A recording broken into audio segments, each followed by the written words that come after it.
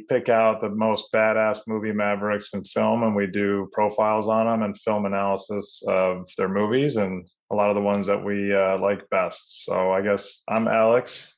And I'm Joe. And yes, we are the Movie Mavericks. We dive deep into some of our favorite films. Willy's Wonderland is quickly becoming one of my favorites. It was released in early 2021, directed by Kevin Lewis and starring one of our favorite actors, Nic Cage, who's had a long, illustrious, and storied career that's still going. And Emily Tosta playing the role as a ditzy teenager that tries to be the hero, and she does pretty well. So, quick overview of this film.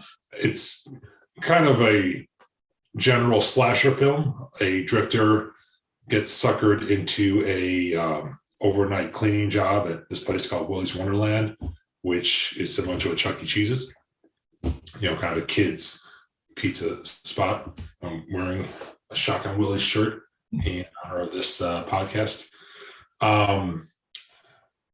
His car's tires get destroyed by the town. They set, spikes down. They pop his tires, and the mechanic gives him some, BS story about how it's gonna take $1,000 all night, and we don't take credit card, only cash, but you can work it off. So he gets roped into this job, and Tex takes him there, says, "Hey, clean up Willy's Wonderland, and when you come out in the morning, we will have your car ready for you." Give him a nice shirt. So Nic Cage does his job dutifully, while these animatronic monsters, the guys that sing Happy Birthday, they come to life and try to kill him. And also these teenagers led by Liv who try to come in and burn it down, somewhat save him. They don't have a good time either. But yeah, Nic Cage basically just cleans the place and kills these things and doesn't really give a shit about the teenagers. There's some more backstory about, how these monsters came to be, but, it's not so important. But at the end, he finishes cleaning and he gets his car back and he leaves Willy's Wonderland better than he found it.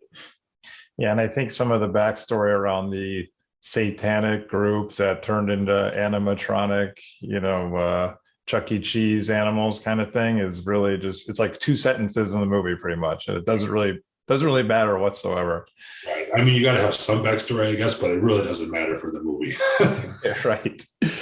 So I think some initial thoughts on my end. I love the movie already, as you said, giant Cage fan. I think this fits his natural Cage persona. He's kind of man of few words, got the shades on, the Camaro. He's just kind of a badass all around in the movie, and he conveys so much without saying a single word the entire movie. And I think it's a throwback to some 80s vibes to it, the simplicity of the movie as well. It's really just like, get the work done, save the kids. Really, saving the kids is not even like on his radar. It's just something that like he just does in the process of getting the work done and saving his own tail. But to me, it comes off as a blend of Scary Movie, Stranger Things, and Five Nights at Freddy's. Simple, effective plot, and I really liked it. Yeah, for those who haven't seen the movie, Alex, you're not being wrong when you say he doesn't say a word. He literally says zero dialogue in the entire movie, which I think is a purposeful, kind of anti-trope that they do for all these movies like this, where the guy who's killing things says all these cheesy, like clever things. He's killing things and trying to be super badass, but he literally says nothing the entire time. Yeah, which I think is a testament to his acting too, right? He's able to convey so much without saying a single word. Yeah. All he does basically is work and play. Right. Yeah. And there's like clear guardrails between each of those, right? Yeah. So yeah, that brings us to our next part, the overarching themes. I mean, you could interpret it as just a movie where he kills things that try to kill him, but I think it goes a little deeper than that. Most forms of art have some sort of meaning underneath, and this one is no different. So Nic Cage, as you said, kind of living his best life, and through no fault of his own, really got roped into this bullshit job, which I think we can all relate to. And he had plenty of opportunity to complain about it or try and lose a lot of it, but it's just like, this is what it is, and I'm going to do it. And he does it very well. He works and he takes breaks when his watch goes off, and he doesn't sacrifice either. He doesn't play on his work time. He doesn't work on his break time. Yep. I think he really, he's really dedicated to his Camaro because, in the beginning of the movie, he's cruising in his Camaro and he's loving it. You can tell. And then, like you said, he kind of hits a snag with the tires and has to fix it. But if you think about it, this entire movie is based upon getting his Camaro back. That dedication to the Camaro, like, drives him to kill these animatronic things to save his own ass. And I think dedication to the Camaro, dedication to his duty, his work time, and his break time. Like Tex says, make sure you take those breaks.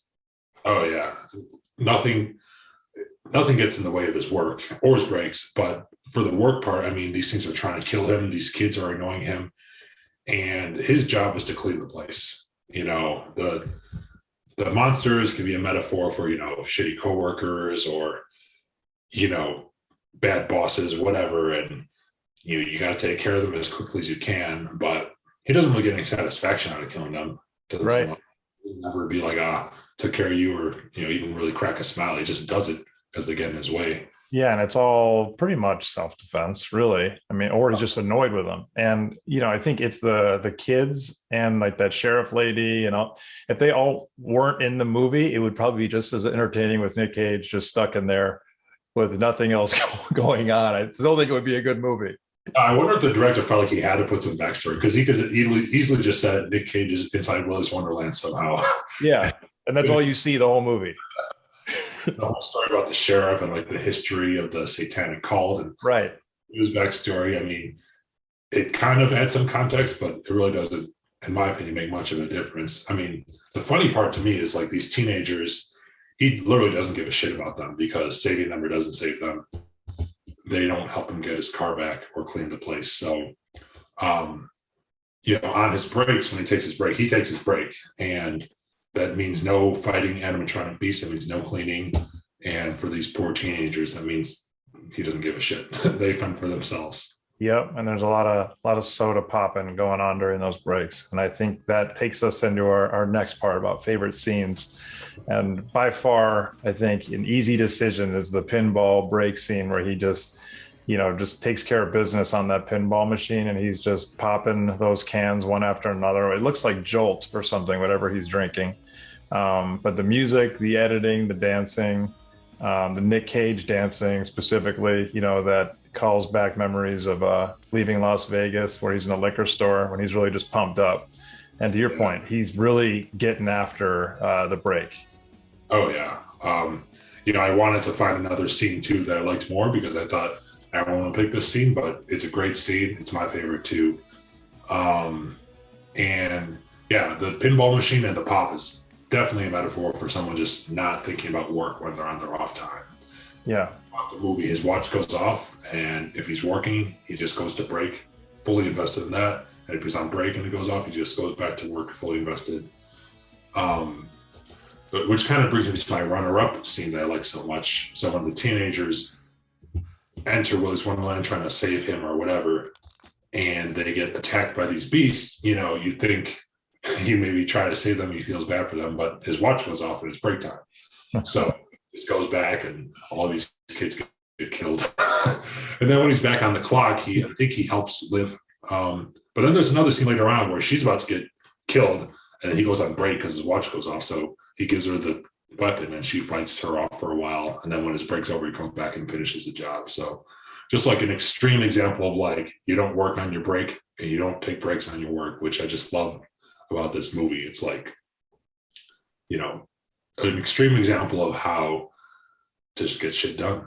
Yeah. And he's very calm and stoic during the whole movie. And he gets things, even when he has to take care of those animatronic beasts, he does so in a very kind of stoic way. He just gets it done, and then he moves on to the next task, whether it's cleaning like crazy, right? Just like cleaning up the oil or blood or whatever it is. But he's on a mission to get that Camaro back.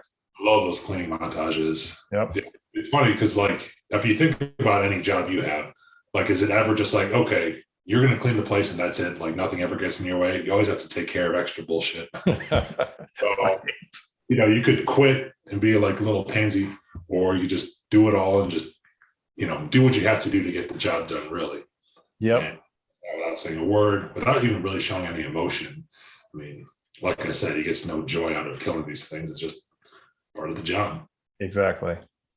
But he does actually, one thing I want to mention too, he takes pride in everything he does. Like, you notice how whenever he gets his shirt dirty, his Willy's Wonderland shirt, he always cleans it or changes it into a new one. Yep. He cleans, things like meticulously and perfectly, instead of just kind of doing a half-assed job just to get his Camaro back. He like wants to show people, I was here and I did this and it looks amazing. Yeah, I left my mark on it. Yeah, you're right. He's got a lot of pride in what he does. So, and pride in his brakes too. Like he goes after that pinball machine. Definitely. Love that. Yeah, that scene is like an oasis, because the next scene is like right back into killing these things or dramatic music. But during that one montage, it's so 80s and awesome and just, yeah, it's just an incredible scene. Yeah, love it. So favorite quotes is a tough one for this movie, Alex. I mean, the main character, the coolest guy in the movie, doesn't say a damn word. So I just had to find something I liked. There wasn't really much deep dialogue or monologues, but I liked it at the end when, Nic Cage is done cleaning. Tex is dumbfounded because this guy did not die and he survived and he's leaving with his Camaro. And Tex, as he's driving off, he's like, I got to tell you, my hat's off. That is one tough hombre. And, it's not really deep, doesn't really mean anything. I just thought it was really cool. Yeah, it's like he earned his boss's respect kind of at the end, right? He's like working really hard, he gets everything done, and they're just like really surprised that, he's that badass of a character to get that all done. It's a good point. There is some satisfaction when someone doesn't believe in you and then you just do the shit out of your job. Yep. Hats off to him. Yeah, show due respect. I like that. Yep. And then I think my favorite is when the mechanic in the beginning is kind of looking at the car and he's, it's a total con job, right? Because they're setting this up for every passerby in there to sacrifice to whatever this cult is of animatronic beasts. But the mechanic, while chewing on the cigar, just goes, ain't that a dilly of a pickle? You willing to work it off? And it's a typical scumbag kind of mechanic kind of thing to do. And Cage just like slowly nods his head with his shades on, and it's about to go down. Right, that's the way to handle those people. Don't try and play them at their own game. Yep. It's a dilly of a pickle, but I'm going to do it. Yeah, and he takes care of it. So I think going into the overall score, we broke it down into 3 different categories. Is it a good movie? I gave it a 7.5. I think it's a solid movie, all around just fun watching experience. Yeah, I gave it an 8. I agree. I mean, it's not going to win any Oscars, but just a good movie to watch. Yep, I totally agree.